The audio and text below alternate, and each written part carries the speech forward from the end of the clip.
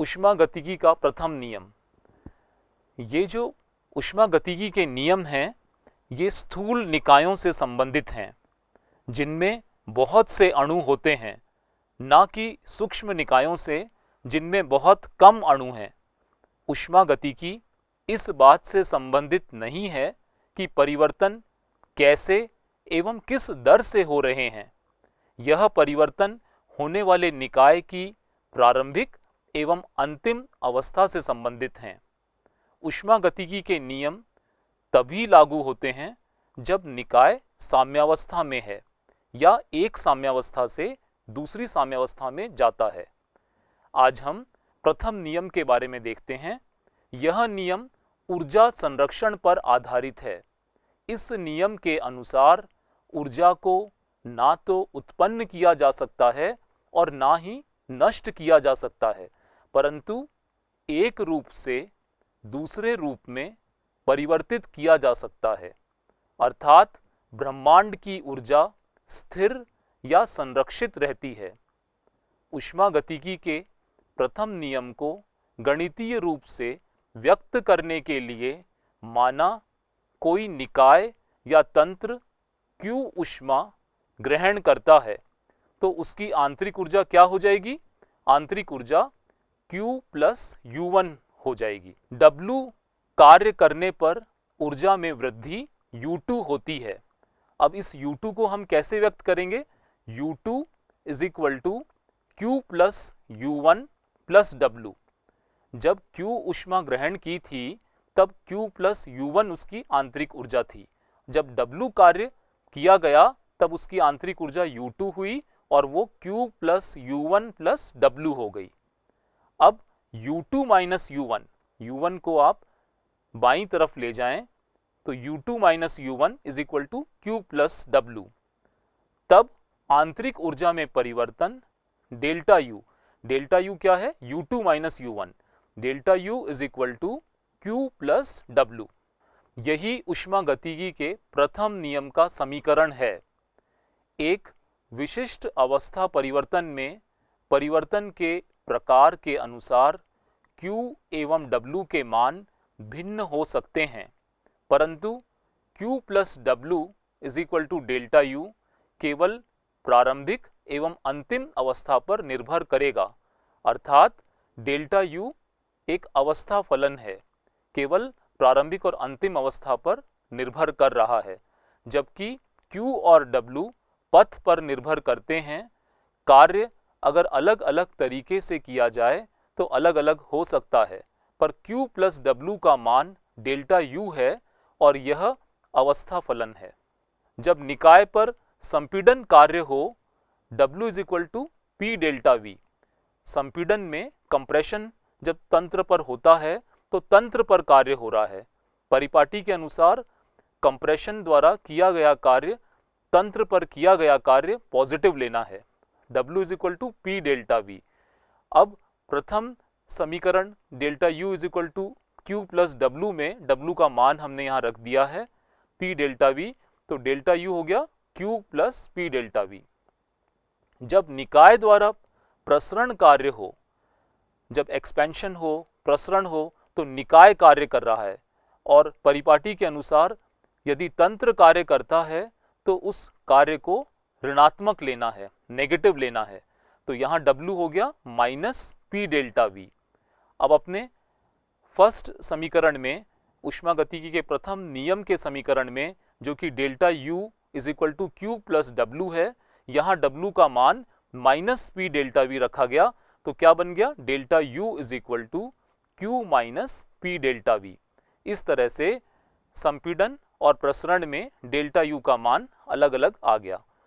स्थिर आयतन पर सम आयतनी प्रक्रम delta V is equal to 0।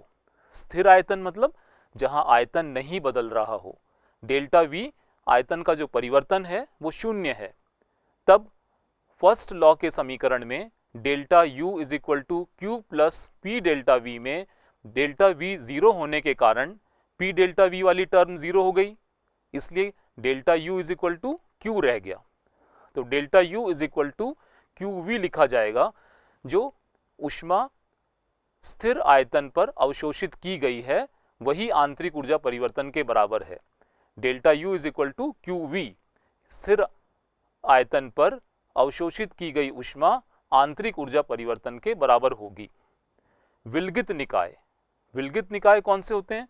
जिनमें न किसी प्रकार का ऊष्मा विनिमय हो रहा हो, ना ही कोई किसी प्रकार का कार्य हो रहा हो, तो उसमें Q भी 0 है और W भी 0 है, वहां आंतरिक ऊर्जा परिवर्तन डेल्टा U 0 होगा। अब हम देखते हैं एंथैल्पी, एक नई थर्मोडायनेमिक टर्म जो कि हमें रिएक्शंस में पढ़ने के लिए आवश्यक है, क्योंकि अधिकतर हम स्थिर आयतन पर कार्य नहीं करते, अभिक्रियाओं को खुले फ्लास्क में कराया जाता है और स्थिर दाब पर कराया जाता है। अतः एंथैल्पी टर्म दी गई जब किसी निकाय द्वारा ऊष्मा ग्रहण की जाती है तो उसके आंतरिक ऊर्जा में परिवर्तन होता है, जो स्थिर आयतन QV पर आंतरिक ऊर्जा में वृद्धि को बताता है।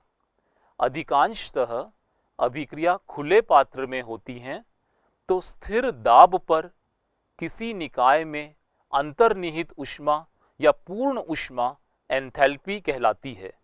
अभिक्रियाओं के लिए अधिकतर हम खुले पात्र में ही रिएक्शन कराते हैं 1 एटमॉस्फेरिक प्रेशर पे, इसलिए वहां स्थिर आयतन वाला QV कम उपयोगी है, अतः एंथैल्पी टर्म दी गई।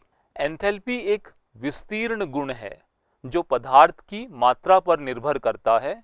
किसी निकाय में दाब आयतन का गुणनफल व आंतरिक ऊर्जा का योग एंथैल्पी के समान होता है।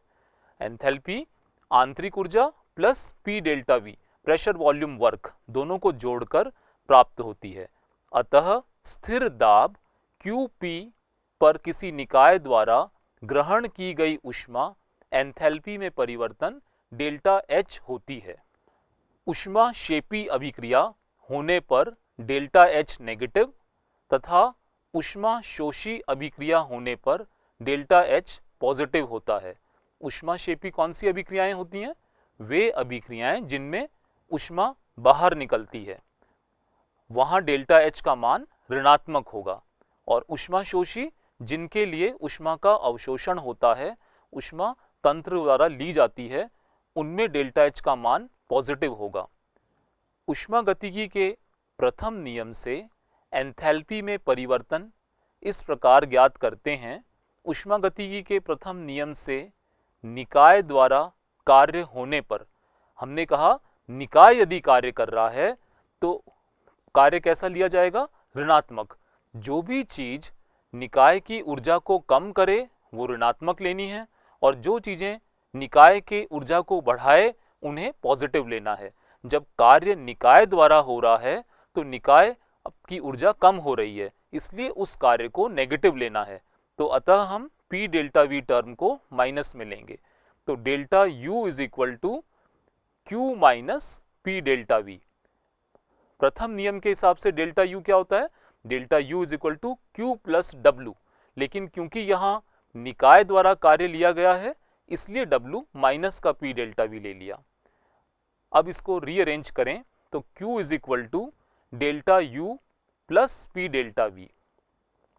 स्थिर दाब पर ऊष्मा में परिवर्तन QP लिखा जाएगा और उसे QP is equal to delta U plus P delta V। QP is equal to delta U plus P delta V। Delta U क्या चीज है? आंतरिक ऊर्जा का परिवर्तन। इसे हम दिखाते हैं U2 माइनस U1 के द्वारा। QP is equal to U2 minus U1, और डेल्टा V क्या है? वॉल्यूम का परिवर्तन P V2 माइनस V1। इसको रीअरेंज करें तो QP is equal to U2 plus PV2 minus U1 plus PV1 हो गया। अब हमने देखा कि H क्या होता है? U प्लस PV को H कहते हैं, यानी कि पहली टर्म हो गई H2 माइनस H1। तो QP इज इक्वल टू क्या हुआ? H2 माइनस H1, जो कि डेल्टा H हो जाएगा। स्थिर दाब पर delta H is equal to delta U plus P delta V है। स्थिर दाब पर ऊष्मा में परिवर्तन QP is equal to delta H, enthalpy में परिवर्तन। स्थिर आयतन पर ऊष्मा में परिवर्तन QV डेल्टा U आंतरिक ऊर्जा में परिवर्तन के बराबर है, जबकि स्थिर दाब पर QP डेल्टा H एंथैल्पी में परिवर्तन के बराबर है। इस तरह से हम इक्वेशन 4 में अगर डेल्टा H का मान QP रख दें, डेल्टा U का मान QV रख दें, तो इक्वेशन क्या बन गई? QP is equal to QV plus P delta V। गैसीय अभिक्रियाओं में P डेल्टा V की गणना। माना किसी गैसीय अभिक्रिया में अभिकारक का आयतन V1 है और उसके मोलों की संख्या N1 तथा उत्पाद का आयतन V2 व उसके मोलों की संख्या N2 है। आदर्श गैस समीकरण हम जानते हैं PV is equal to nRT है। स्थिर दाब व स्थिर ताप पर आदर्श गैस समीकरण से PV1 is equal to N1 R into T हो गया, PV2 is equal to N2 R into T, जहां पर बताया V1 क्या है? अभिकारक का आयतन, और V2 क्या है? उत्पाद का आयतन। N1 क्या है? अभिकारक के मोलों की संख्या, और N2 उत्पाद के मोलों की संख्या। इस तरह से PV2 वाले समीकरण में से PV1 वाला समीकरण घटाएं तो PV2 minus PV1 is equal to N2 R into T minus N1 R into T. इसको P कॉमन आउट ले लिया, यहाँ पे P कॉमन बाहर निकाल लिया, बचा V2 minus V1 is equal to R और T कॉमन आउट बाहर लिया, N2 माइनस N1। तो P delta V is equal to delta NG R into T. Delta NG क्या है? गैस के मोलों की संख्या का उत्पाद और क्रियाकारक में अंतर, डेल्टा NG है। तो इस तरह से P delta V is equal to delta NG RT। Delta NG है N2 माइनस N1, अर्थात उत्पाद के गैसीय मोल माइनस अभिकारक के गैसीय मोल।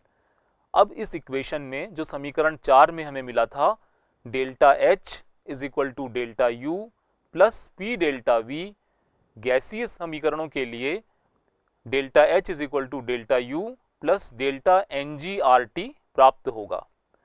अब क्योंकि ठोस और द्रवों में आयतन का परिवर्तन बहुत कम होता है, वहां डेल्टा H और डेल्टा U लगभग बराबर होंगे, जबकि गैसों में आयतन का परिवर्तन अधिक होता है, अतः वहां डेल्टा H और डेल्टा U में अंतर होगा।